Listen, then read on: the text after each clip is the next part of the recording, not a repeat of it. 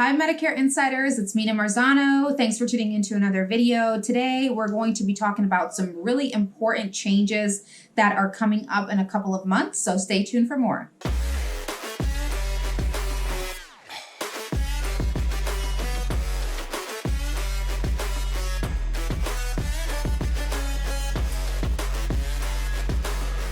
So for those of you guys who have been tuned in, have been watching, I put out a video a couple of months ago about some proposed rules from CMS. They have just passed that final ruling. So there are some things that were proposed that are now set in stone.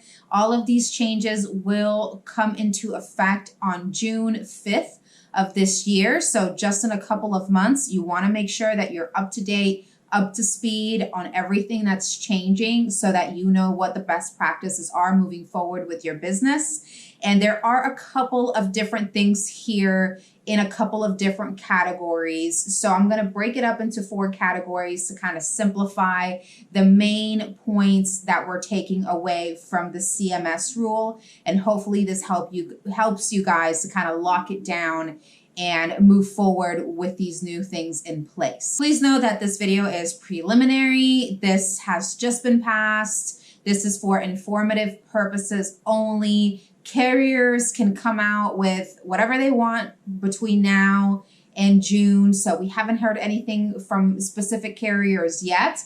This is just what that CMS final rule has put out. So it's good to know what we're looking into, but also keep in mind that things are ever changing, ever shifting. We've seen this happen over the course of the last couple of years. So take everything that I'm saying just as an informational approach.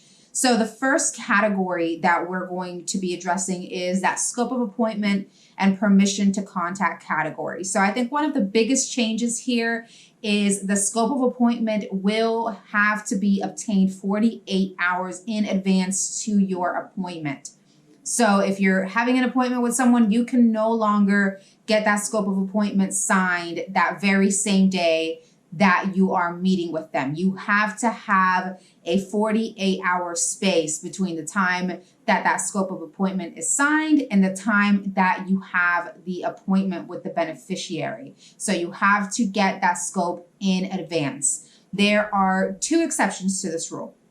The very first one is if there is an election period that is going to run out. If you're within the last 4 days of that election period, then you can get a same day scope of appointment. You do not have to worry about this 48-hour rule. That's the one exception. The second exception is a walk-in appointment. So just to be clear, we are talking about literal walk-in appointment, someone who is showing up at your office. The reason for this exception is if people are traveling, if they're having transportation difficulties, then we don't want to stop them from getting the help that they need and getting on a plan that they want if it was already hard enough for them to come to your office and have that appointment with you in the first place. So walk-in doesn't mean someone called you, you can do a scope of appointment and do an enrollment that same day. If someone is calling you, then you're still subject to that 48-hour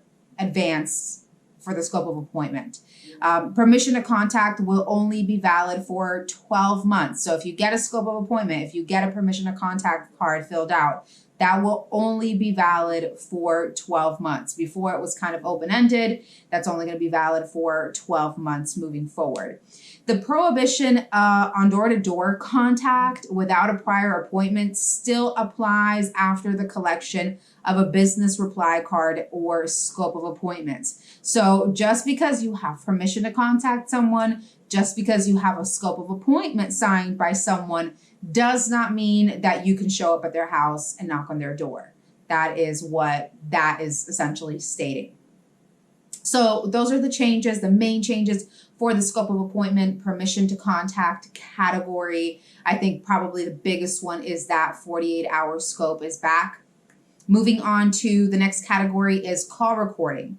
So here's one that we've kind of been going back and forth for a while now. It has been clarified that moving forward, calls will only have to be recorded if they're marketing or sales related. So if you're doing an enrollment, if you're running quotes, anything that would be sales related, enrollment related needs to be recorded.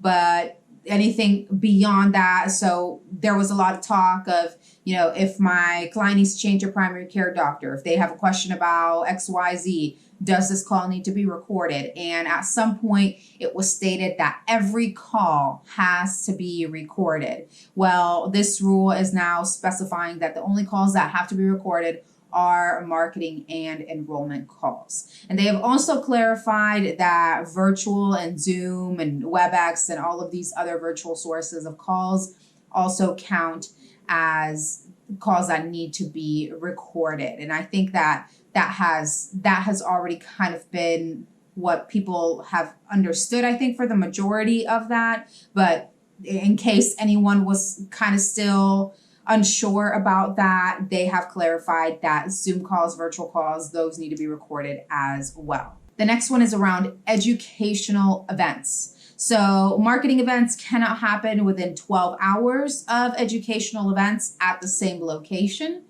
And you can no longer obtain scope of appointments or schedule appointments at an educational event. So that had been a change that took effect not that long ago, where now we were allowed, well, now we're not allowed to do it again. So you can only obtain permission to contact at educational appointments. You cannot obtain scope of appointments, and you cannot schedule an appointment with a person to do a benefits review at that educational event. You can only obtain permission to contact. So cracking down around those educational events as well. And the last major category is the TPMO disclaimer. So that TPMO disclaimer that we've been stating, where we say we don't offer every plan in your area. If you want more information, reach out to Medicare.gov, call 1-800-Medicare.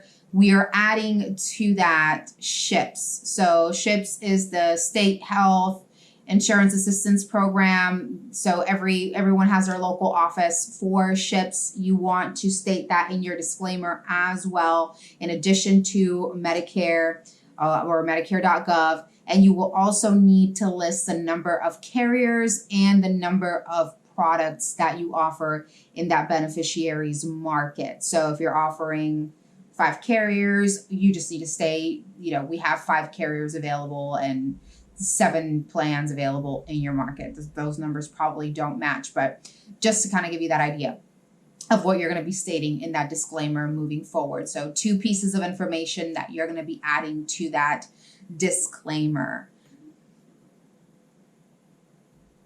And those are the main updates from this ruling. As I stated at the beginning of the video, these are all subject to change, subject to interpretation from the different carriers that we work with. So keep that in mind when you hear this information.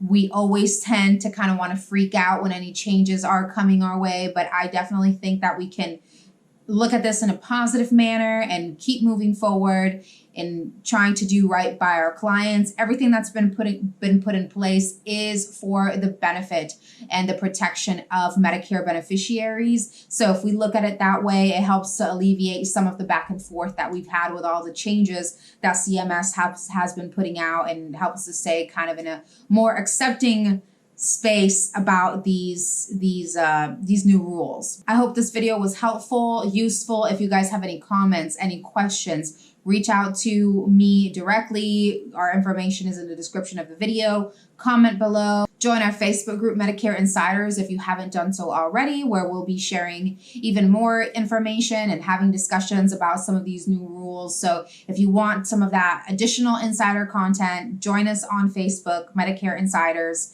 and be a part of what's going on in the Medicare Insider world. Like, comment, share, subscribe, and I will see you guys next time.